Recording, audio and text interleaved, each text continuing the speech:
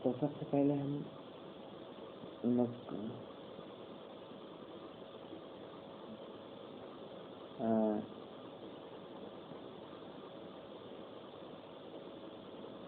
भारतीय कृषि के महत्व को देखते हैं कि हमारे भारत की कृषि का महत्व क्या है तथा प्राचीन काल से भारत में कृषि की क्या स्थिति रही है और किस तरह से भारतीय कृषि का विकास आगे होता गया। प्राचीन काल, मध्यकाल, आधुनिक काल और जो अब तक विकास जारी है, हम कहाँ तक पहुँचे हैं, इस स्थिति का अनुमान आकलन जो हमारे ऐतिहासिक साक्ष्य रहे हैं तथा भारतीय कृषि के विकास में किन किन लोगों का महत्व रहा है, उस चीज के बारे में जो है चर्चा कर सकते हैं।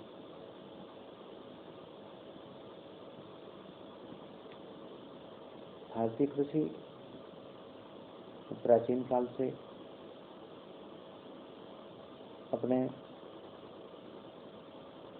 विकास में एक महत्वपूर्ण स्थान रखती थी। उस समय ही भारतीय कृषि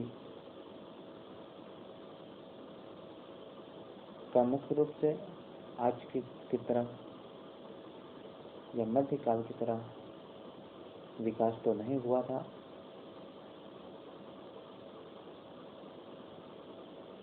परंतु जो हमारी स्थिति थी उसके अनुसार अनेक प्रकार के औजारों जो कि पत्थर को नुकीले बना करके या जानवरों की हड्डियों के माध्यम से, जो नुकीली हड्डियां होती थी, उन हड्डियों के माध्यम से खेतों की खुदाई करके आदिवासियों के माध्यम से सभी आदिवासी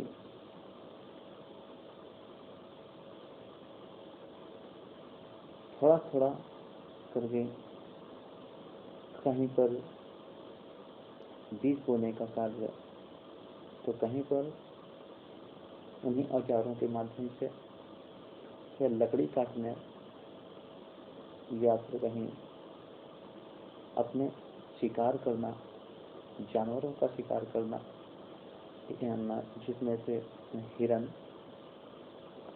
जंगली सुअर व अन्य छोटे बड़े जानवरों का शिकार करके अपना जीवन निर्वाह करते थे। उस समय कृषि एक प्रारंभिक अवस्था में थी और खेतों की बुआई एक प्रारंभिक अवस्था ही नहीं थी। इस समय ना तो किसी भी प्रकार के धातु जैसे लोहा यानी आयरन आदि का प्रयोग होता था और ना ही किसी भी तरह के जो आज के समय में या मध्यकाल में जो प्रयोग होने लगे जैसे फावड़ा, कुदाल और कुल्हाड़ी जो लोहे की थी, इन सब चीजों का प्रयोग समय नहीं होता था। परंतु हमारी कृषि की अवस्था जो थी उसमें से अनेक प्रकार के जो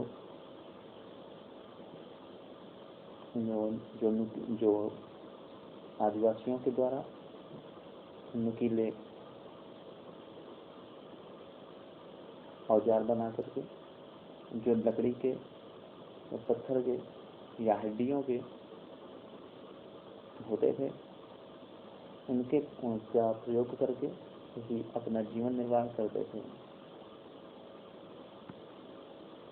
जो ये क्षेत्र थे, जैसे मध्य प्रदेश, छत्तीसगढ़, उड़ीसा, उत्तर प्रदेश जो कि बुंदेलखंड रीजन का कुछ क्षेत्र आता है, महाराष्ट्र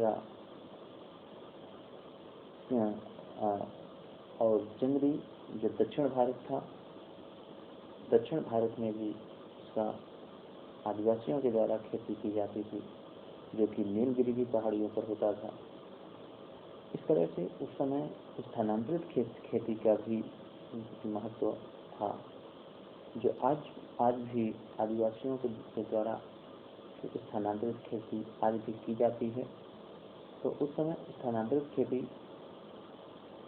थी और उस समय जंगलों पर ही उनका जीवन निर्वाह था।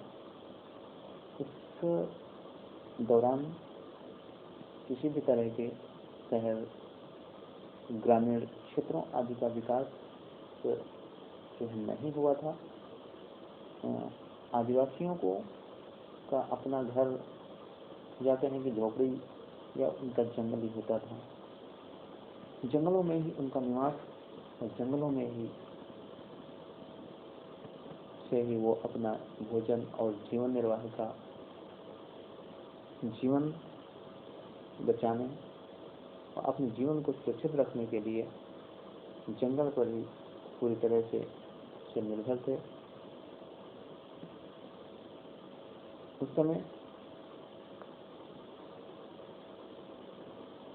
में मकान बनाने आदि जैसी कुछ प्रक्रियाएं या कार्य आदि की समझ और सीख उस समय नहीं थी। जंगलों में ही निवास करते थे और आदिवासी पेड़ों पर रात को अपना जीवन व्यतीत करते थे और जमीन पर ही सोते थे और जानवरों से रक्षा करने के लिए आग का प्रयोग करते थे और आग जला करके ही रात्रि के समय में जो प्रकाश करते थे वो था। जब आग का विकास हुआ था, आग के विकास के पहले भी आदिवासियों के लिए एक काफी बड़ा संकट था कि वो किस तरह से अपने जीवन को सुरक्षित रखें और उस समय उन्हें अपना भोजन जो था वो जंगली पेड़ पौधों, फूल, फल या जानवरों का मांस ही भोजन के रूप में जो है ग्रहण कर सकते थे। कोई भी भोजन जो है पका हुआ भोजन उस समय ग्रहण करने का कोई साधन ही नहीं था कि वो किसी भी चीज से अपना भोजन को पका सकें या मांस को पका सकें। तो उस समय कच्चा मांस ही आदिवासियों का मुख्य भोजन होता था, या फिर जो फल फूल हैं या फिर जो किसी भी पौधे की जो जड़ों के माध्यम से जो जड़ की होती है, तो जड़ों में वो भोज्य पदार्थ स्थित होने के कारण उनकी जड़ों को साफ करके अपने भोजन के रूप में जो है प्रयोग करते थे। परंतु आग के अभाव के कारण यह पका हुआ भोजन उनके लिए संभव नहीं था, क्योंकि आग का विकास या आग की खोज समय थे ही नहीं। तो भोजन के माध्यम से ही इस तरह से अपने जीवन व्यतीत करते थे। ये कृषि क्षेत्र में जो निर्भरता थी वह प्रकृति के ऊपर ही प्रकृति के माध्यम से ही मुख्य तौर पर निर्भर थी। किसी भी एक स्थान पर रह करके भोजन एकत्रित करना या भोजन को बनाना या किसी भी तरह की फसल उगाना, जो कि आज की तरह है कि कोई व्यक्ति एक जगह अपना जो निवास स्थान बना करके खेती करके भोजन फल फूल आदि का उत्पादन करके एक स्थान पर जो निवास करता है और काफी लंबे समय तक जब तक चाहे वो उस पर अपना जीवन निर्वाह करता है। परंतु उस समय उनका एक जगह से दूसरी जगह, दूसरी जगह से तीसरी जगह, इस तरह से उनका लगातार एक स्थान से दूसरे स्थानों की ओर स्थानांतरण जारी रहता था। एक दिन में ये काफी लंबी दूरियां तय करते थे। भोजन की तलाश में दूर दराज के क्षेत्रों में जाते थे। जंगली जानवरों के शिकार करके अपने भोजन की व्यवस्था करते थे। इस तरह से कृषि की एक प्रारंभिक अवस्था के रूप में ही उसे देखा जा सकता है। साथ ही साथ उनका संरक्षण भी एक महत्वपूर्ण था, जो कि उस समय आग की अनुपस्थिति के कारण जलाया भी नहीं जाता था और प्रकृति के ऊपर ही जो निर्भरता अधिक थी। प्रकृति के माध्यम से ही जिन फसलों का उत्पादन होता था और जानवर आदि जो किसी एक निश्चित क्षेत्र या किसी एक बड़े क्षेत्र पर निवास करते थे, तो वहां पर उनका शिकार करके अपने भोजन की व्यवस्था की जाती थी।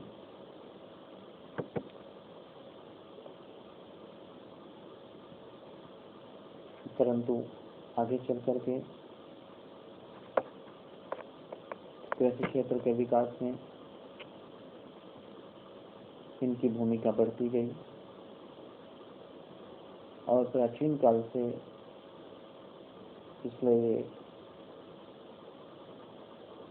कई सौ वर्षों के पश्चात वे एक अपने विकास अवस्था पर आते हैं और विकास अवस्था के जैसे कि आगे की खोज,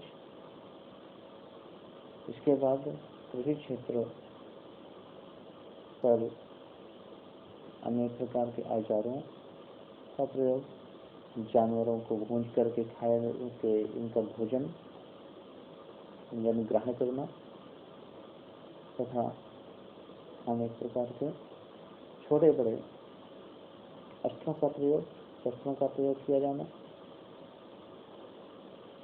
बैलगाड़ी का पहिया, जानवरों को पालतू बनाना, इस तरह से इनका विकास आगे की ओर बढ़ता गया। वो ऐतिहासिक है संबंध है, उसको हम अलग से किसी चैप्टर पर देख सकते हैं।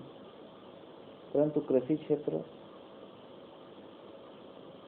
में इस तरह से इनकी भूमिका रही है और ये सब कुछ शारीरिक पोषण कितना महत्वपूर्ण था, इसी बात से महत्वपूर्ण लगाया जा सकता है कि उस समय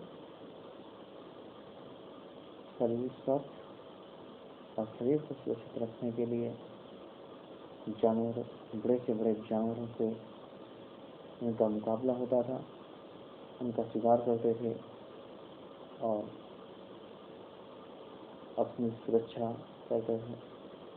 ठंडी, गर्मी, वर्षा, जाड़ा सभी मौसमों में अपने आप को सुरक्षित रखते थे। भोजन की महत्वता, शारीरिक स्वास्थ्य को स्वस्थ रखने के लिए अनेक प्रकार से भोजनों का संग्रह किया जाता था और उसका को भोजन के रूप में ग्रहण करते थे। इस तरह से इन्होंने अपने कृषि के विकास पर जोर दिया। आगे चल करके जनसंख्या में वृद्धि और अनेक प्रकार के खाद्य पदार्थ, फल फूल, अनेक प्रकार की प्रजातियों के विकास के लिए प्रेरित किया, जिससे अधिक से अधिक उत्पादन करके भोजन की पूर्ति की जा सके तथा स्वस्थ भोजन की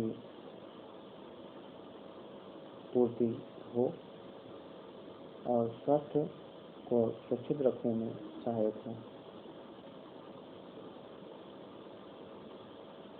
जैसा कि कहा जाता है कि स्वास्थ्य ही सबसे बड़ा धन है, तो उस समय भी ऐसा ही था कि अपनी जान को जोखिम में डाल करके भोजन को इकट्ठा करते थे और शिकार करते थे। शेर, बाघ, भालू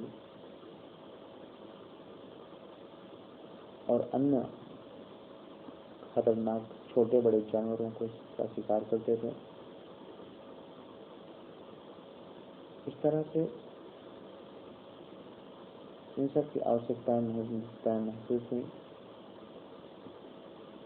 अनेक प्रकार के कृषि यंत्रों का विकास हुआ और कृषि क्षेत्र के विकास के लिए जब स्थानीय रूप से खेती का प्रारंभ हुआ तो मध्यम काल में आते आते जनसंख्या में वृद्धि, प्रशासन की शुरुआत और शासन किसी राजा के माध्यम से शुरुआत किया जाना और राजा के माध्यम से, राजा के द्वारा या लोगों के माध्यम से या जन लोगों के माध्यम से या व्यक्तिगत रूप से खाद्य पदार्थों को सुनिश्चित करने के लिए, भोजन को सुनिश्चित करने के लिए, उसकी पूर्ति करने के लिए अनेक प्रकार के विकास प्रारंभ हुए, जिसमें से खेतों को कृषि योग्य बनाना, सिंचाई की सुविधाएं, मौसम की शुरुआत, बीजों का इकट्ठा किया जाना, अनेक प्रकार के जंगली प्रजातियां जो भोजन के योग्य थी, अनेक प्रकार के फल फूल जो भोजन के लायक थे, उनको शुरुआत हुई। जो प्राकृतिक रूप से उत्पादन होता था उन्हीं को बीजों का उत्पादन व्यक्तिगत द्वारा स्थानीय रूप से किया जाने लगा। अनेक प्रकार के बीजों के माध्यम से उत्पादन धन की मात्रा बहुत कम थी और उनके उत्पादन की मात्रा भोजन के लिए पर्याप्त नहीं होती थी, जिससे कि भोजन के लिए उपयुक्त हो सके। अधिक से अधिक क्षेत्र में बीज की बुआई किया जाना, अधिक से अधिक क्षेत्र पर बुआई करके भी कम से कम उत्पादन होता था। यानी कि वनस्पतिक विकास होता था और जो बीज का विकास है, जो हमारे लिए भोज्य पदार्थ का उत्पादन बहुत ही कम हुआ था। इन सब चीजों को देखते हुए कि जो भोज्य पदार्थ का उत्पादन नहीं होता है या बहुत कम है, आगे चल करके विकास हुआ। लोगों की समझ में वृद्धि हुई, लोगों के द्वारा अनुमान और कृषि विकास के लिए प्रेरित किया जाना,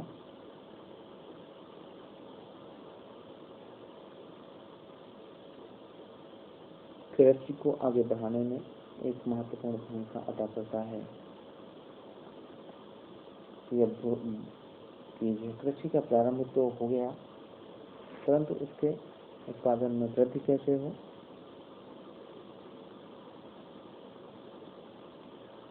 इन सब चीजों को देखते हुए कृषि में आगे विकास की आवश्यकता महसूस हुई और कृषि क्षेत्र का विकास प्रारंभ हुआ। इस तरह से अनेक प्रकार के वैज्ञानिक विकास प्रारंभ हुए, कृषि क्षेत्र की उत्पादकता प्रारंभ हुई, उत्पादकता में वृद्धि हुई और विभिन्न प्रकार की प्रजातियों किस्मों का विकास प्रारंभ हुआ, जिससे खाद्य पदार्थों की पूर्ति की जा सके और उसको एक सुनिश्चित और स्थिर उत्पादन किया जा सके और अधिक से अधिक उत्पादन करके लोग लाभ कमाने की स्थिति पर भी आ गए कि व्यक्तिगत खुद को भोजन उत्पादन करने के बजाय वो वह राज्य को, प्रशासन को भी सौंपे और प्रशासन राजनीति राजा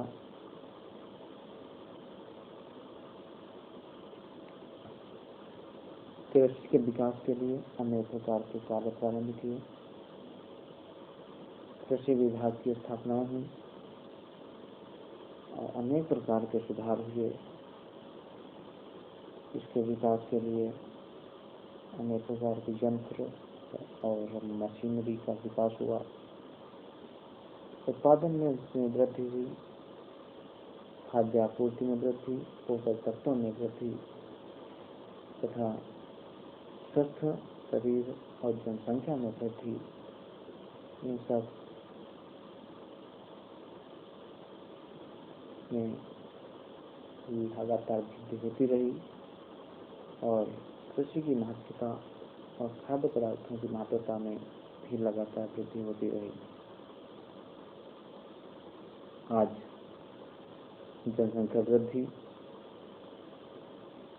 के कारण अनेक प्रकार के खाद्य पदार्थ उपलब्ध हुए हैं, अनेक प्रकार की प्रजातियां विकसित की गई हैं जो अधिक से अधिक उत्पादन करते हैं। यदि आज की तुलना उस समय के प्रारंभिक कृषि से की जाए तो शायद उसका कुछ भी नहीं हो सकता है, क्योंकि उस समय जितनी बुआई की जाती थी उसका बीज भी निकलना मुश्किल था कि बीज जितना बोया जाता है उतना उत्पादन हो सके। ऐसा भी उस समय नहीं होता था और घाटा होता था और लोगों के लिए भोजन की मात्रा में बहुत ही कमी थी। भोजन की कमी, पोषक तत्वों की कमी से लोग गुजर रहे थे।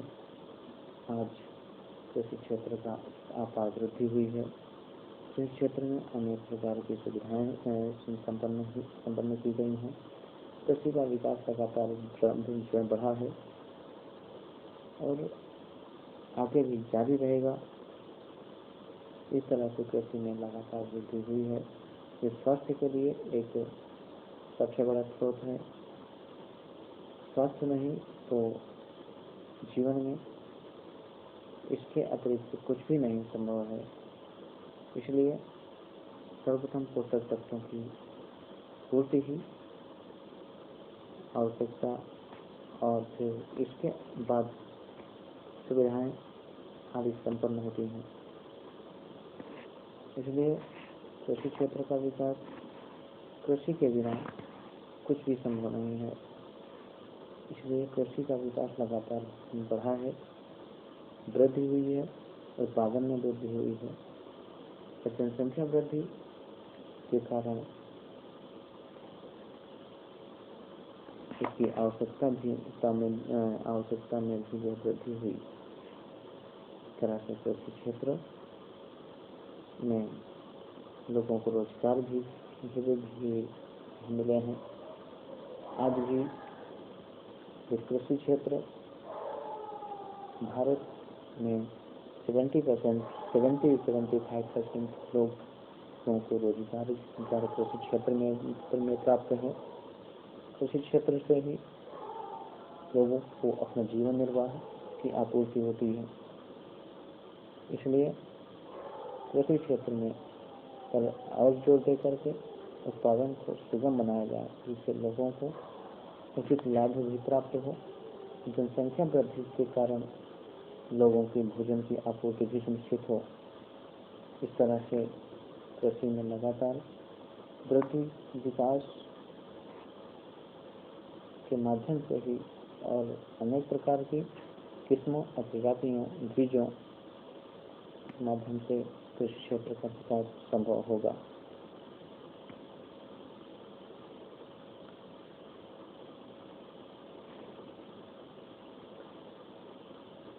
इस तरह से कृषि का एक अपना अलग ही महत्व है। भोज्य पदार्थों के लिए कृषि क्षेत्र के अलावा, प्राथमिक स्रोत के अलावा कोई स्रोत नहीं है जिसमें से हम कृषि क्षेत्र में, फिर चाहे वो फसलों का उत्पादन हो या फिर समुद्री उत्पादन हो या फिर अरब देशों की बात करी जाए विश्व में, जहाँ से अनेक प्रकार के शुष्क पदार्थ प्राप्त होते हैं, वो चाहे फसलें हों या फल हों, फलों में वृद्धि, फलोद्यान में वृद्धि हुई है। साथ ही साथ अनेक प्रकार के जो मांसाहारी के रूप में होते हैं, उसमें भी भोजन में वृद्धि हुई है। इस तरह से भोजन में लगातार वृद्धि, पोषक तत्वों में वृद्धि का मुख्य कारण है कि पोषक तत्व शरीर को उचित मिले और शरीर का उचित विकास हो, सभी को स्वस्थ मिले और स्वस्थ शरीर, स्वस्थ विकास निश्चित हो। इसी को ध्यान में रख करके विकास की प्रक्रिया को आगे बढ़ाया जा सकता है।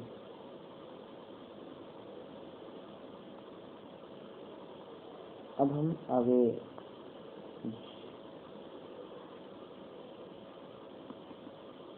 यह कृषि के अनेक प्रकार के सिद्धांत, कृषि से लाभ आदि पर विचार करेंगे और इस पर चर्चा करेंगे।